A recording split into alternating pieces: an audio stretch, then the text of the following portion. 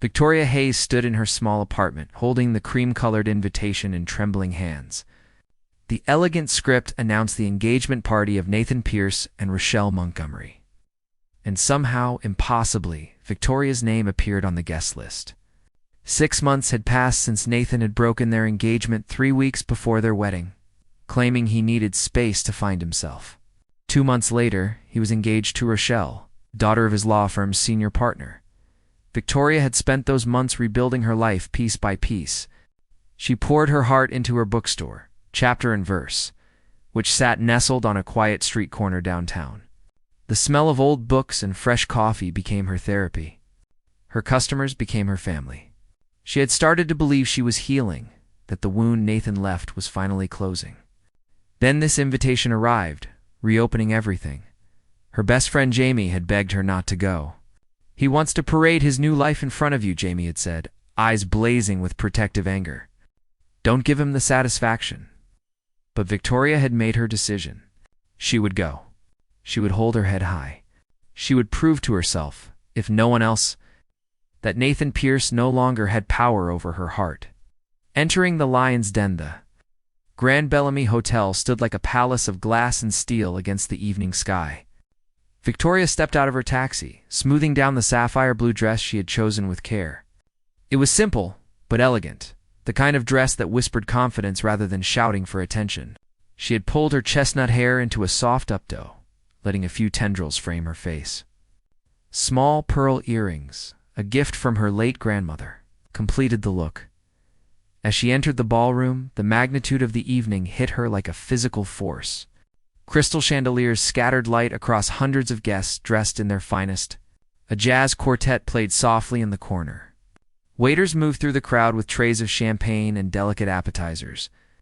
Everything spoke of wealth, status, and the kind of life Nathan had always wanted. Victoria accepted a glass of sparkling water from a passing waiter and made her way to a quiet corner. She recognized several faces from her time with Nathan, former friends who had vanished from her life when the engagement ended. Some looked away when they saw her. Others offered tight, uncomfortable smiles. A few whispered behind their hands, and Victoria felt the familiar burn of shame creeping up her neck. "Victoria, darling, you actually came." Nathan's voice cut through her thoughts like a knife. He approached with Rochelle on his arm, both of them glowing with the confidence of people who believed the world belonged to them. Rochelle's diamond engagement ring caught the light, a stone so large it seemed almost vulgar. "How brave of you," Nathan continued, his smile not reaching his eyes. "I wasn't sure you would have the courage." Victoria forced herself to smile. "I wanted to wish you both happiness," she said, her voice steadier than she felt. "Congratulations." The speech that shattered silence the evening crawled forward with agonizing slowness. Victoria made small talk with strangers, pretended to enjoy appetizers she couldn't taste, and counted the minutes until she could leave with dignity intact. Then Nathan stepped onto the small stage where the band had been playing.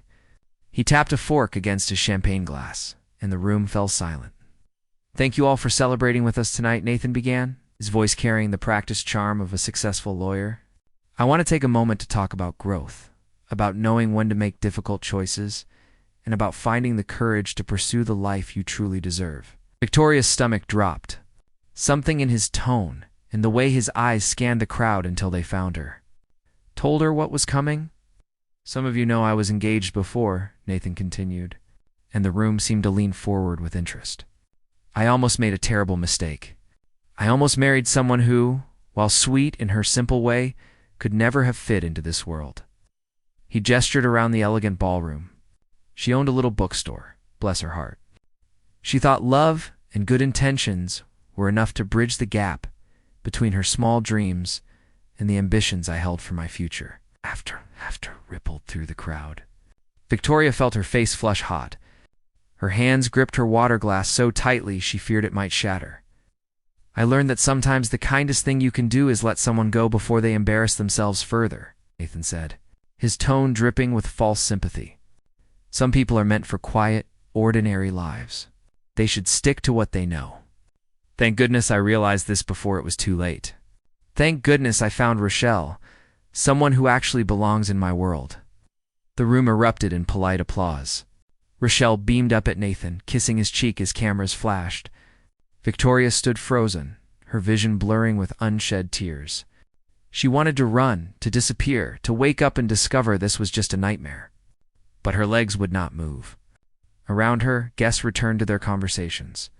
Some casting pitying glances her way, others smirking at the entertainment Nathan had provided.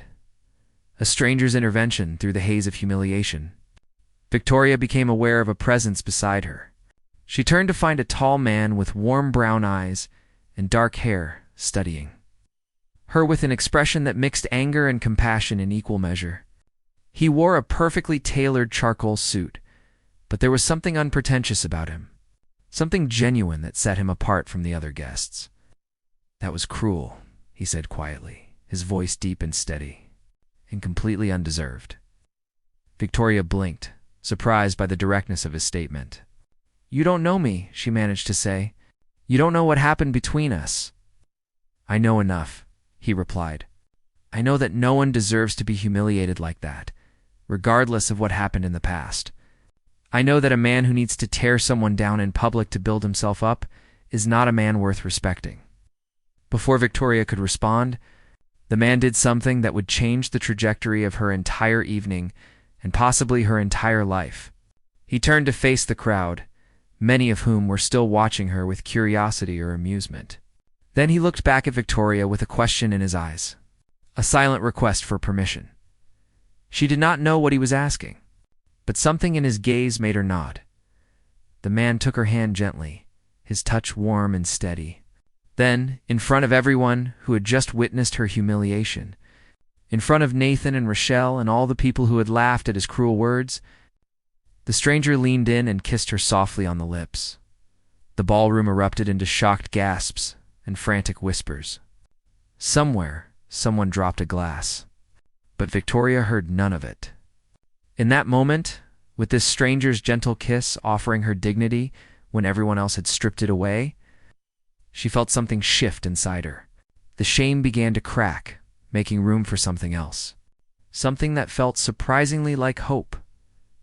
When he pulled back, the man smiled at her. "My name is Cameron Sterling," he said, "and I think it's time we left this party. What do you say?" Victoria looked into his kind eyes, then at the shocked faces around them, and finally at Nathan, whose expression had transformed from smug satisfaction to absolute fury. For the first time all evening, Victoria felt a genuine smile cross her face. "I say yes." Cameron Sterling kept Victoria's hand securely in his as they walked through the Grand Bellamy's elegant corridors. Behind them, the sounds of chaos erupted from the ballroom. Raised voices, hurried footsteps, and the unmistakable tone of Nathan's angry shouts echoed off the marble walls. But Cameron never looked back, and his steady presence gave Victoria the courage to keep moving forward. They emerged into the cool night air, and Victoria felt like she could breathe again for the first time in hours. The hotel's exterior courtyard was beautifully lit with soft golden lights, and a fountain bubbled peacefully in the center. Cameron finally released her hand, giving her space, and turned to face her with concern etched across his features. "I apologize if I overstepped boundaries back there," Cameron said, his voice gentle but sincere. "That was impulsive, but watching him tear you apart in front of all those people, I could not just stand by and do nothing." Victoria stared at him, her mind still struggling to process everything that had happened in the last 10 minutes. This stranger had defended her when no one else would. He had kissed her in front of everyone, claiming her dignity back from Nathan's cruel hands. "But why? Who are you?" she asked, her voice barely above a whisper. "Why would you do that for someone you don't even know?" Cameron's jaw tightened, and something dark flickered across his face. "Because I know exactly what it feels like to be humiliated publicly by someone who claims to have cared about you. I know how it feels to be told you are not good enough, that you do not belong, that your dreams are too small and your ambitions too ordinary." Before Victoria could ask more, the hotel doors burst open. Nathan stormed out, his face flushed red with rage, and Rochelle hurried behind him, her expression a mixture of confusion and annoyance. Following them was an older gentleman in an expensive suit who Victoria recognized as Preston Montgomery, Rochelle's father and senior partner at Nathan's law firm. What the hell was that? Nathan shouted, pointing an accusing finger at Cameron. You come to my engagement party, assault my guest, and think you can just walk away? Cameron turned slowly, his posture relaxed but his eyes sharp with controlled anger. I assaulted no one. I kissed a woman who did not object. If that bothers you, perhaps you should ask yourself why watching someone else treat her with respect makes you so angry. Nathan took a step forward, but Preston Montgomery placed a restraining hand on his shoulder. The older man's eyes narrowed as he studied Cameron more carefully. Wait a moment. I know you. You are Cameron Sterling, the architect. You designed the Riverside Cultural Center and the new wing of St. Catherine's Hospital. That is correct, Cameron replied evenly. Preston's expression shifted from confusion to calculation. Your firm turned down our proposal to collaborate on the downtown development project last year. You said our vision lacked community integration and prioritized profit over people. I stand by that assessment, Cameron said without hesitation. Rochelle stepped forward, her voice dripping with false sweetness. How noble of you to defend poor Victoria. But let us be honest, Mr. Sterling. This is clearly just a publicity stunt. You saw an opportunity to embarrass Nathan and took it. Do not pretend this is about actual concern for her. The truth emerged. Victoria felt the words sting, even coming from someone she did not know or care about. Was that what this was? Had Cameron simply used her as a pawn in some business rivalry with Nathan's firm? The thought made her stomach turn, but Cameron's response surprised everyone. You want to know why I intervened? He asked, his voice cutting through the night air. 5 years ago, I was engaged to a woman named Bethany Cross. She came from a wealthy family. It's the kind of people who measured worth in stock portfolios and country club memberships. I was just starting my architecture firm, working 8-hour days, pouring everything I had into building something meaningful. He paused, and Victoria saw real pain flash across his face. Bethany decided I was not ambitious enough, not successful enough, not connected to the right people. So at her father's annual charity gala, in front of 400 guests, she announced our engagement was over. She made jokes about my secondhand suits and my obsession with designing community centers instead of luxury penthouses. She told everyone I was holding her back from the life she deserved. The courtyard had gone completely silent. Even Nathan seemed taken aback by the raw honesty in Cameron's voice. I stood there, humiliated and heartbroken. While everyone laughed, Cameron continued. Not one person in that room stood up for me. Not one person said what Bethany was doing was wrong. They just enjoyed the show. So when I walked into that ballroom tonight and saw Nathan doing the exact same thing to Victoria, I knew I had a choice. I could walk away like everyone walked away from me. Or I could be the person I wished had existed 5 years ago. Victoria felt tears prick her eyes. But they were different from the tears of shame she had held back earlier. These were tears of recognition, of understanding that she was not alone in her pain. Nathan, however, was not moved. How touching, he sneered. But Victoria is exactly what I said she is. A small-town girl with small-town dreams? She was never going to fit into my world. I did her a favor by ending things before she embarrassed herself further. No, Victoria said suddenly, her voice stronger than she expected. Everyone turned to look at her, and she felt Cameron's supportive presence beside her. You did not do me a favor, Nathan. You broke my heart. You made me question my worth.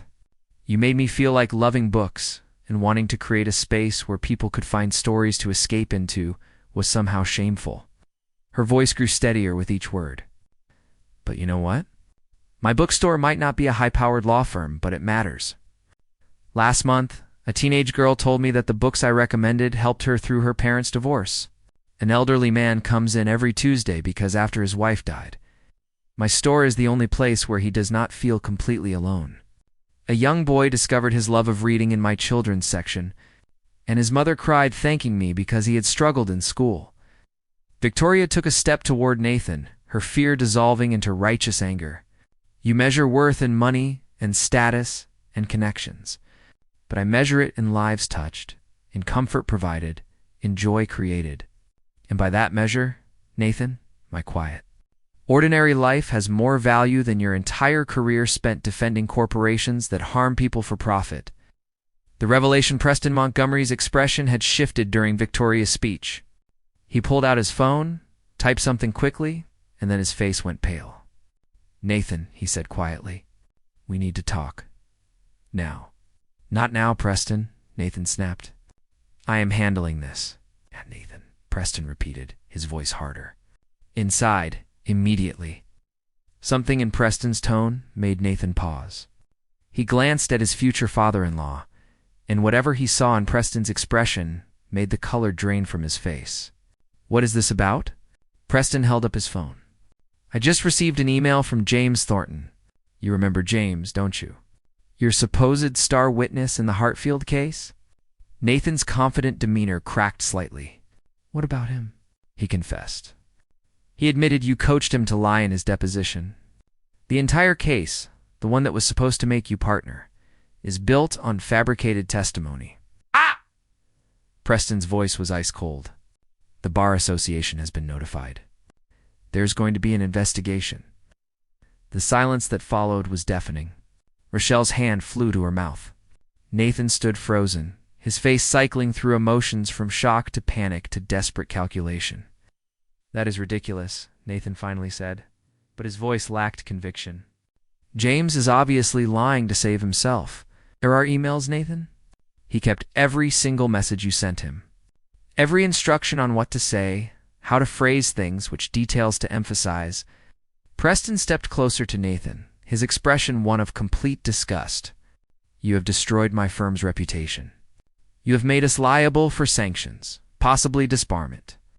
And you did it because you were so desperate to prove yourself that you threw away every ethical principle we stand for." Cameron moved closer to Victoria, a protective gesture that felt natural and right. Together they watched as Nathan's carefully constructed world began to crumble. Rochelle turned to her father. "Daddy, surely there has been some mistake." Nathan would never do something like that. But Preston was not listening to his daughter. He was staring at Nathan with the kind of cold fury that comes from betrayal. "The engagement party is over. I suggest you leave before I have security escort you out.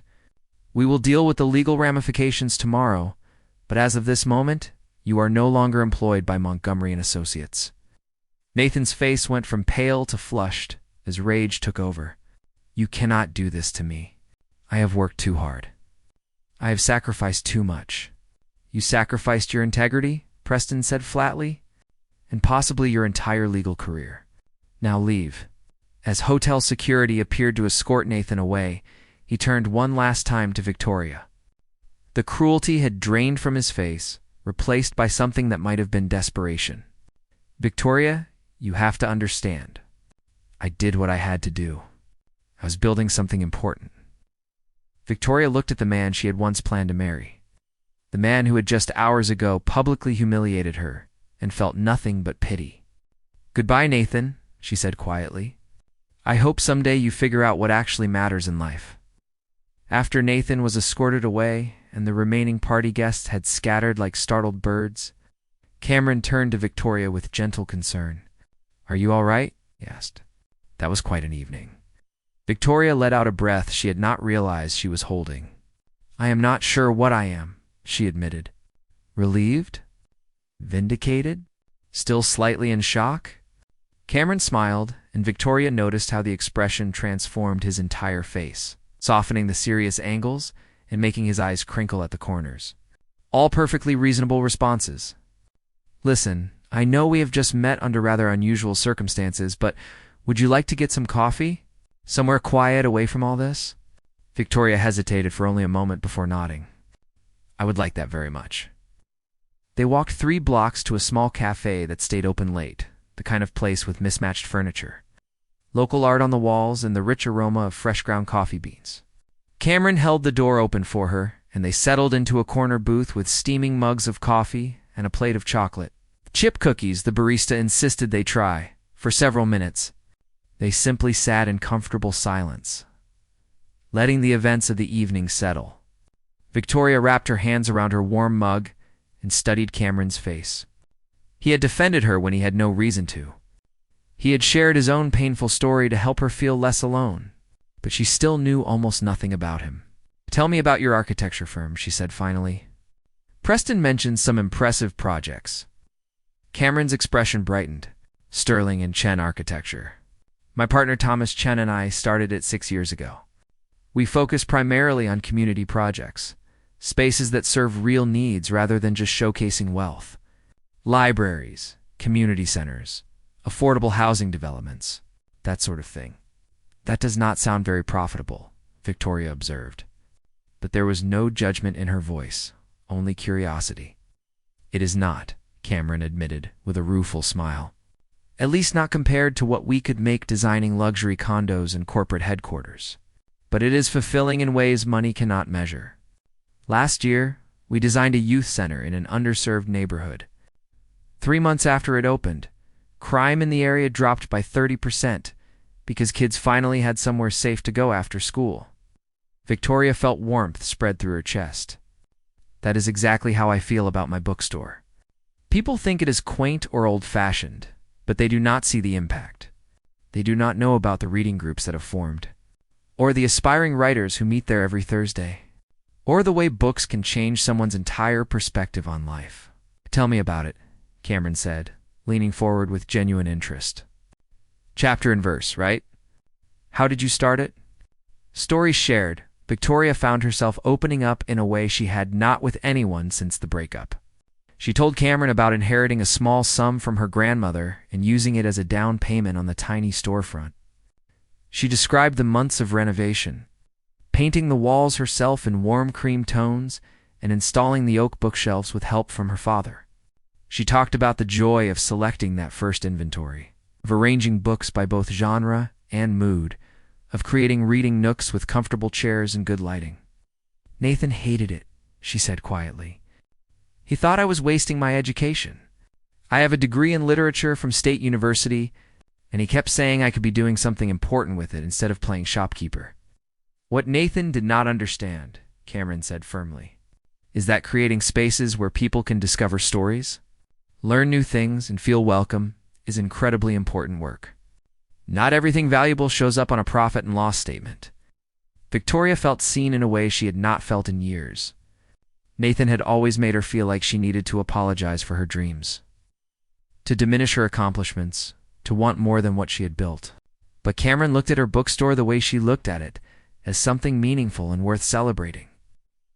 "What about your family?" Victoria asked.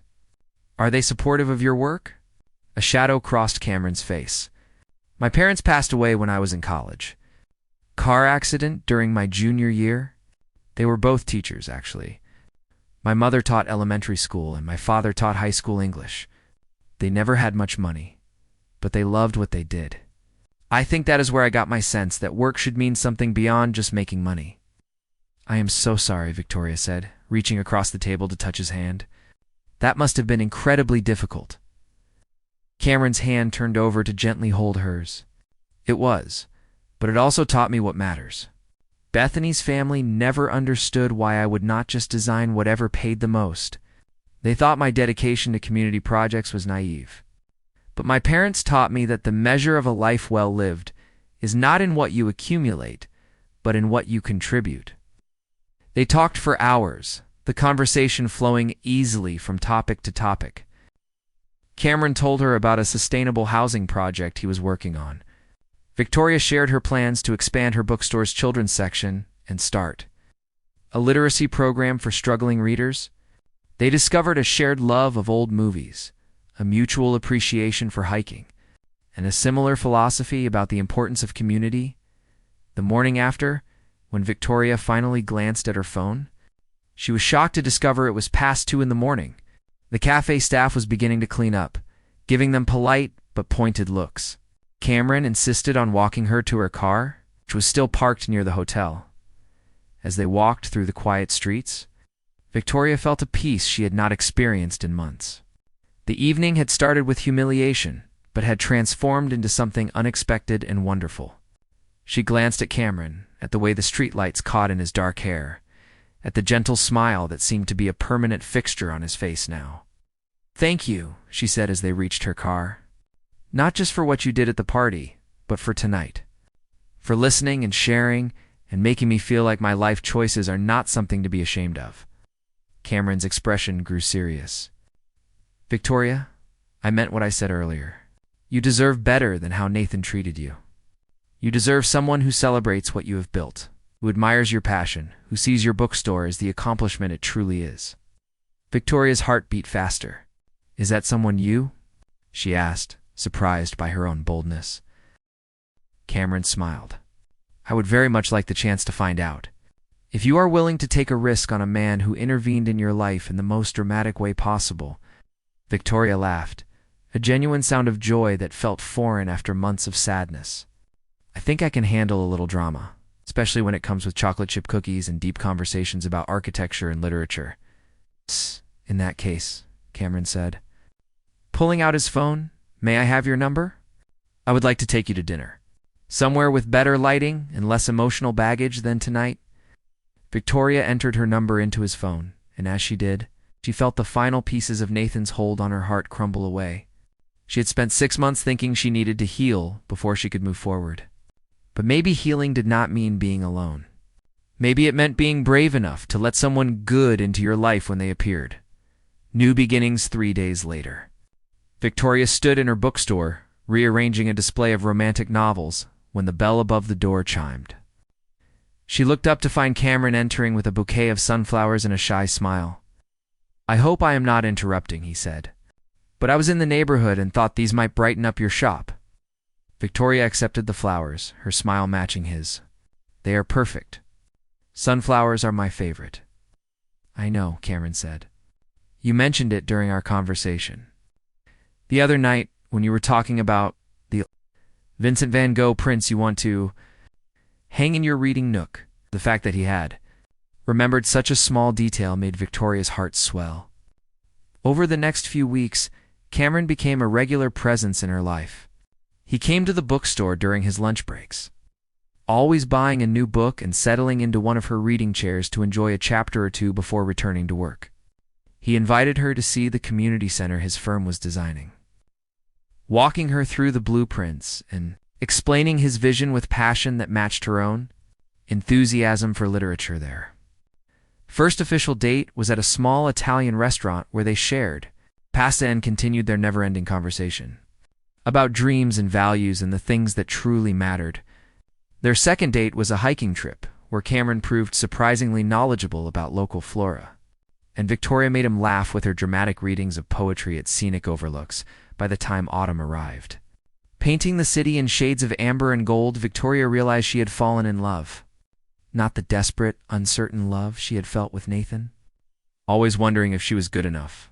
Always trying to fit into a mold that was wrong for her. This was different.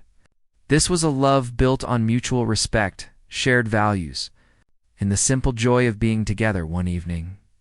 As they sat in her bookstore after closing, surrounded by towers of books and the comfortable silence of two people who did not need to fill every moment with words, Cameron took her hand. I have been thinking, he said, about that night at the hotel, about how sometimes the worst moments in our lives lead us exactly where we need to be. Victoria squeezed his hand.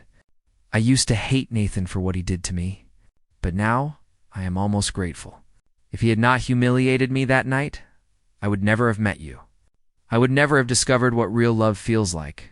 Cameron leaned in and kissed her, gentle and sweet and full of promise. When they pulled apart, he smiled. Your ex tried to shame you by saying you were ordinary, but there is nothing ordinary about you, Victoria Hayes. You are extraordinary in all the ways that actually matter. As Victoria looked into Cameron's eyes, surrounded by the books that had always been her refuge and comfort, she realized that her story had not ended when Nathan walked away. It had simply turned a page, beginning a new chapter that was infinitely better than anything she could have imagined. Outside, city lights glowed warm against the darkening sky. Inside, chapter and verse.